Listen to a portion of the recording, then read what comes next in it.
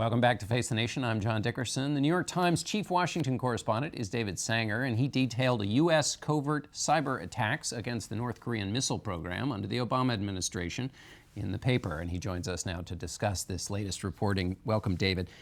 Before we get to your specific reporting, President Trump is very focused on North Korea. Give us your sense about why he should be. Well, when President Obama left office, he made it pretty clear, as President Trump has said, there's one big military problem out there.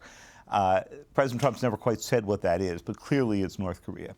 And it's North Korea because in the last year and a half of the Obama era, the North Koreans made huge progress in both their nuclear tests and in bringing in a new generation of missile technology that eventually, maybe 2 years from now, maybe 3, maybe 4, but not that long, is going to be able to reach at least the west coast of the United States. So the time frame for dealing with this problem, which has been kicked down the road by president after president after president, is really narrow. And you detailed the cyber attacks used to try and keep that time frame really long. That's right. So the key to this right now is keeping the North Koreans from learning how to get that ICBM across the Pacific.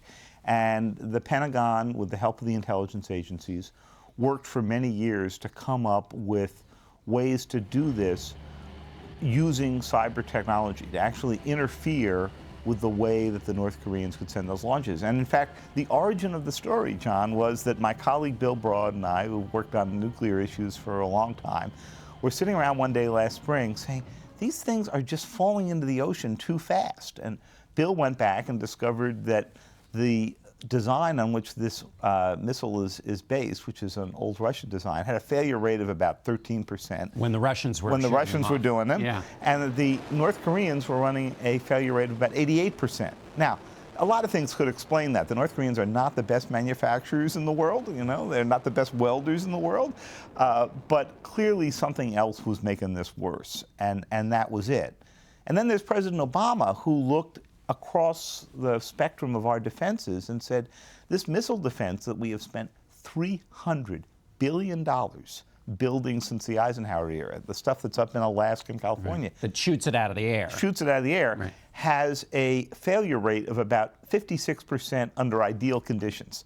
So he said, this is not going to defend us against the problem. So have the North Koreans figured out these cyber attacks, and have they gotten better, and what does that mean for U.S. vulnerability? Well, one of the reasons we ran the story now is it became pretty clear that the North Koreans, who have an investigation underway, figured out that somebody was messing in their system. And so we went ahead and wrote a story carefully in a way that we thought would not provide the technical detail to allow the North Koreans to defeat what the United States is doing. But it's clear that we've got a big issue, several big issues here. One is this enough? And that's a big issue that Mr. Trump is going to have to go deal with. Second big issue is, are there other alternatives? Do you negotiate with the North Koreans, which a lot of people say we should? President Obama decided not to. Do you take more decisive action? Do you try to attack these launch sites kinetically? You can do that. Meaning militarily, yeah. Right, and blow them up. If you do that, and you miss some, you run the risk of starting off another war in the Korean Peninsula, and no one wants to go do that. So, the Russia story is a fascinating one. The tweets are a fascinating diversion. But in the end, at some point, President Trump's going to have to sit down and actually focus on a few threats like this one. All right, David Sanger, thanks so much. Fascinating piece Great of to be reporting. with you, John. And we'll be right back with our panel.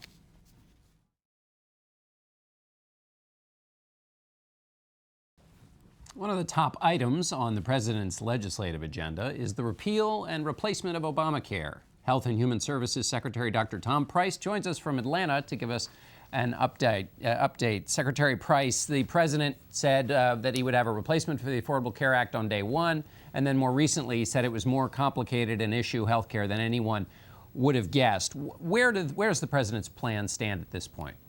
John, thanks so much. Good to be with you today. Before I answer that, let me just say that it is an incredible privilege for me to serve as the Health and Human Services Secretary. And the mission of HHS is to improve the health and safety and well-being of the American people. And right now, across the country, there are many individuals who have a challenge from health care access and cost of insurance in the individual and small group market, and that's what we want to focus on. And there are literally millions of folks who have either aren't able to afford their insurance or are paying premiums. The premiums are up 25% over the last year, almost 100% over the last 3 to 4 years. So what we want to make certain is that we're being true to the principles of healthcare, which is a system that's accessible for everybody and affordable for everybody and of the highest quality, making sure we incentivize innovation and empowering patients through both transparency and accountability. So that's the plan we've been working on, and we look forward to moving it very, very soon.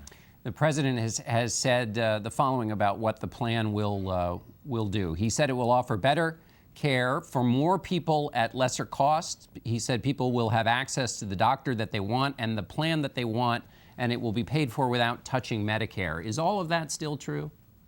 Absolutely. And I think it's important for the American people to appreciate. In the speech that the president gave this past Tuesday night, what he did was outline the priorities for the American people. They want a system where the states have the flexibility and authority is returned to the states for the regulation of health coverage. They want to make certain they can buy across state lines. They want to make certain that pre-existing illness and injury is not, it makes certain it's covered from an insurance standpoint. They want drug prices to come down. He said something also very important about lawsuit abuse. He said that we ought to address the issue of lawsuit abuse and the practice of defensive medicine, where we're wasting hundreds of billions of dollars every single year. And so these are the priorities that the president has outlined. They're consistent with the priorities that we're moving forward with at Health and Human Services. And we're very, very excited about the opportunity to once again respond to the needs and the concerns and the fears, frankly, of the American people about the healthcare system that they currently find themselves in. One of the fears that people currently on the Affordable Care Act have is that they will not have it after these reforms are put in place. And there seems to have been kind of different claims about whether the 20 million or so who are on it will be able to continue their coverage. Some people in the administration have said absolutely yes, they will be covered. Others have said that's a goal. Those are two different things. Which is it? Well, I think our goal is to make certain that every single American has access to affordable coverage that's of the highest quality. You know, what's oftentimes missed, John, is that there are 20 million Americans across this land who are exposed to the penalty, or have either chosen to take the penalty, not purchasing insurance, or taken a waiver. And the reason is because the federal government has dictated to individuals what they must buy, what kind of health coverage they must purchase. So what our goal is, what the president's goal is to give people choices, to let them purchase the kind of insurance that they want for themselves and for their family, not what Washington forces them to buy. This is a real important distinction between where we are right now in that individual and small group market and where we want to go. So if I'm on the Affordable Care Act now, I don't have to worry about losing coverage. It's not going to become so expensive that I won't be able to afford it. Well, it is becoming expensive right now. As I mentioned, the premiums are going up, the deductibles. If you're a guy or gal out there, you're making $50,000, $60,000, you got a couple kids, you know, your premium by and large is somewhere between $8,000 and $12,000 a year.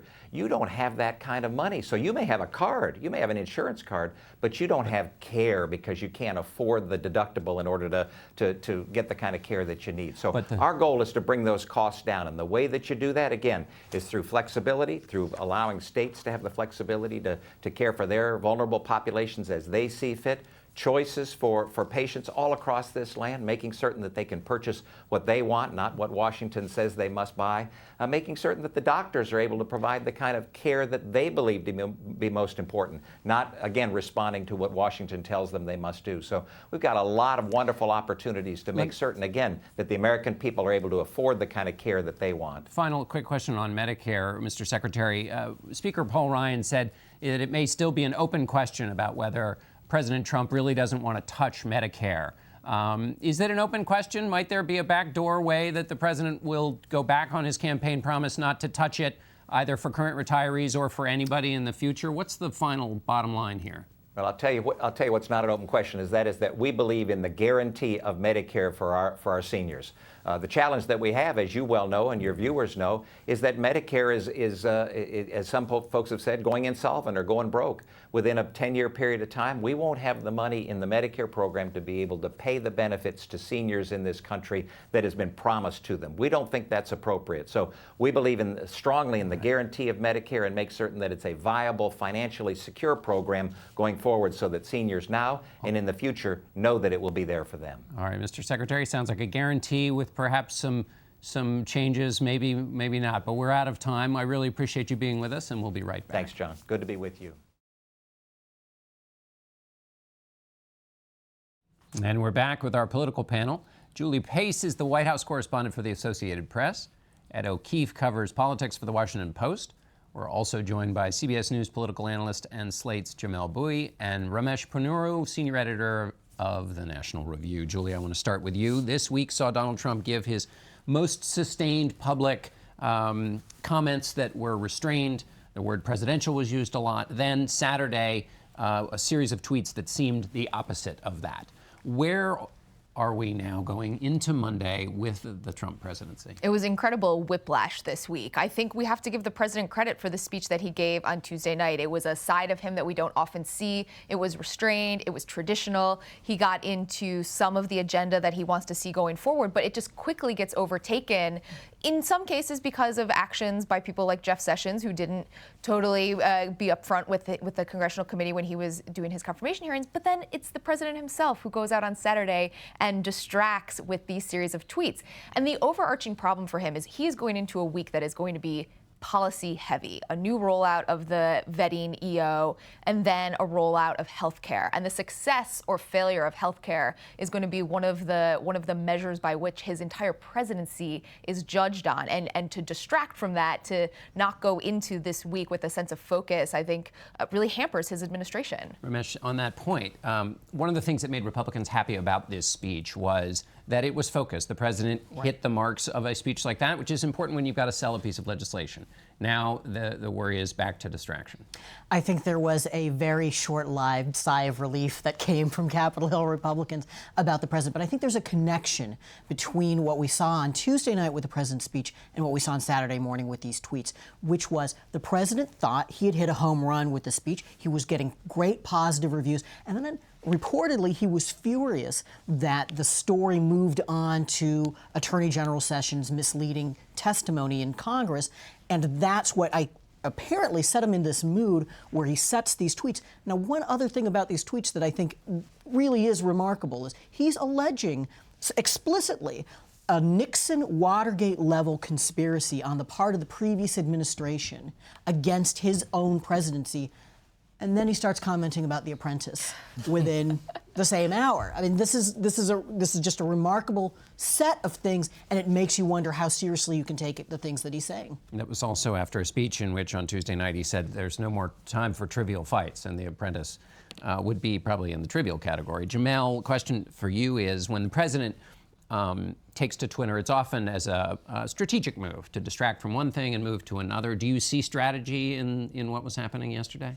I see some strategy in that he does wants to kind of regain the attention of the media, the attention of everyone from the Sessions controversy.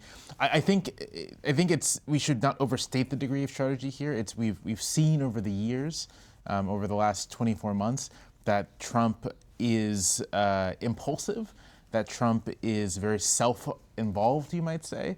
And so this could also just well be Trump lashing out as Trump does. I want to say one quick thing about last Tuesday's speech, that while it was relatively more calm and serious and mature than most of Trump's addresses to the public, it should be said that some of the policy content there was just as extreme and just as aggressive as we've seen in his less stable moments. Stable might be the wrong word, but in those moments. So, for example, in that speech, he announced the creation of an office dedicated to publicizing crimes committed by undocumented immigrants, which has two problems. The first, that it presumes that undocumented immigrants are responsible for some huge number of crimes, and the second is that it is stigmatizing. It contributes to an atmosphere where people are doing harm to immigrants. And Trump's tone shouldn't distract from that. Ed, picking up on what Jamelle said, the president talked about unity, but if you're trying to unify with Democrats and yet doing things of what Jamelle just described, they're not going to be in a mood to unify. Not at all. And they weren't, they fled the chamber as fast as they could Tuesday night, having essentially held their nose throughout the whole thing. And they have said, look, we see no reason to work with him. He has made no real attempt to make any, overtures to us. Why should we bother? And I think the fact now, even today, we're seeing the Senate Minority Leader on another program raised doubts about the Republican leader of the Intelligence Committee, now shows you to what extent this really spreads. It spreads all the way now into the even into the investigation into Russia. There is no appetite up there among Democrats to cooperate with this president because they're convinced that he's just so tarnished and they see no political benefit. Whether that works for them ultimately remains to be seen, but I think it's a real testament to the poisonous nature and the fact that he has done nothing so far, at least in their view, to fix things. Mark Warner working very hard to to keep support there for his chairman, Richard Burr, and in his comments. Julie, I want to ask you about the substance of President Trump's Russia policy, because there's a lot of talk about Russia and connections and all of that. But what's happening with respect to actual U.S. policy towards Russia and the president's position on that? So this is really an interesting conversation that's happening in the White House against the backdrop of all of these revelations about people meeting with the Russian ambassador. The president came into office talking about striking a deal with Russia. It hasn't quite been defined, but the broad buckets include cooperation on the Islamic State, Ukraine, some kind of negotiations over arms control. And I'm told that he's been sending signals both to his advisors and to allies that this may not be the right moment for that kind of deal. There are a couple reasons why. One is that the White House is very concerned legitimately about some treaty violations that Russia has had involving a cruise missile launch a few weeks ago. But there are other factors. You have some new voices in the room with the president who are tougher on Russia than he has been and some of his previous advisors have been. You have European allies that are learning to speak the language of Trump, talking to him about a deal. You don't want to make a bad deal with Russia. You don't want to make a weak deal with Russia. So it's interesting that they're picking up on those cues. And frankly, it just underscores the political climate right now for him. To have a president moving forward on a robust deal with Russia against all of these questions about his relationship, I think even he and his advisors are realizing that that would be pretty difficult to strike that kind of deal in this climate. Ramesh, let me switch to Obamacare here from Russia and ask, where do you think things are as the House leaders begin their process and as the White House comes along with them? What's the state of play with respect to replacing Obamacare in Congress and the White House? I think there's considerable confusion and disagreement still among Republicans. I think that the congressional Republican leadership has its own basic sense of where it wants to go. It wants to have a tax credit-driven strategy that provides coverage to a lot of people, even in a post-Obamacare world.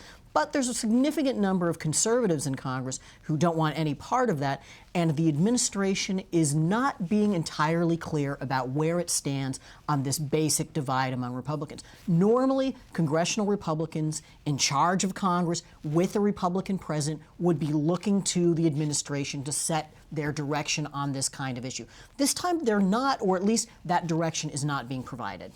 Fascinating piece of context today by our friend Paul Kane in the Post. He said more than 160 House Republicans have never worked before with a Republican president. They're used to blocking and tackling. They're not used to running with the ball.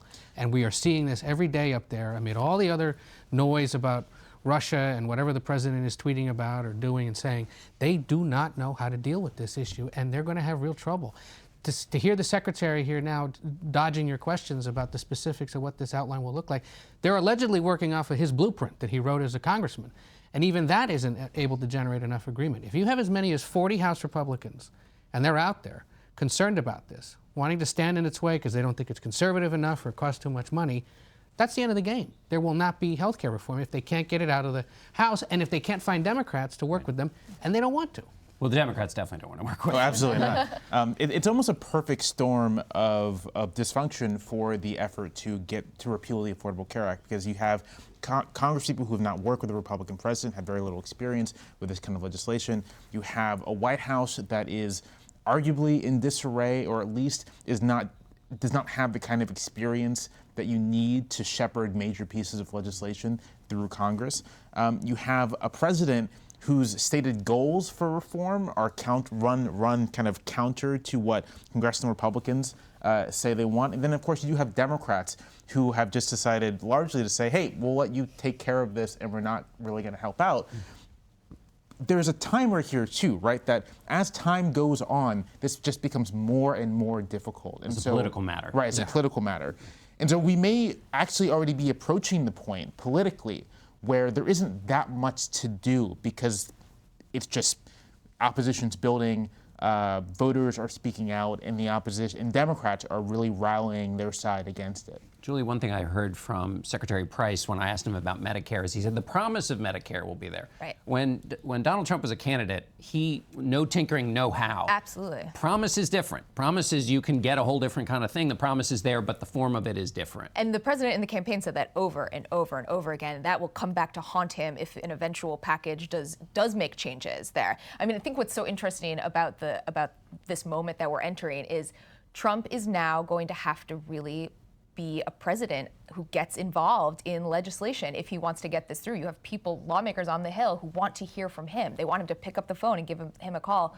We don't know if he's capable of doing that. This is going to be a big test for him as a president. Ramesh, and the reason Paul Ryan wants flexibility on Medicare is to find some money to pay for all the other things that President Trump wants to do. That's right. I think that this point Julie made about the president's involvement and its possible effect on the Hill is a really important one, because it's right what Ed's saying. If 40 conservative Republicans are holdouts, you can't pass anything. But will they stay holdouts if at some point President Trump is saying, I need you to replace Obamacare. I understand you've got some problem you've got with this legislation, but it's decision time. Are you going to be responsible for defying me, hurting my presidency, and keeping Obamacare on the books? I don't think that those 40 stay 40. Right, he's still got political power. Ed, I want to ask you quickly about the president or the White House had a little feint towards immigration reform. The day of the speech, there was a little notion that the president might support permanent legal status, have a job, pay your taxes, you won't have to worry about getting deported. What did you make of that? Twice in February, he had private lunches with people where he raised this issue. Repeatedly in public, he hasn't brought it up. So one wonders really what is his stated goal here. All he really talked about was that immigration victims, crime victims office, which is not going to be a very busy office, frankly, because there are isolated and very high-profile examples of this, but it's not widespread.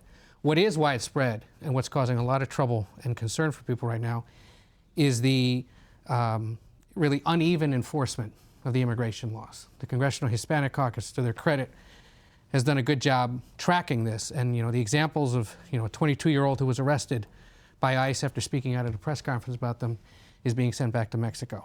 A mother who was checking in with ICE for years being sent back to Mexico for the same reason. In other words, it's not just the bad And it's happening dudes, all it's over the country. It's not the bad hombres. These are good hombres in many cases. No criminal record at all. And the confusion that this is causing with very little congressional oversight, while the president's talking about the idea of doing it and people are waiting for him to signal what they want to do, is just incredible and causing great confusion. All right, we're going to have to leave it there. Thanks to all of you, and we'll be back in a moment.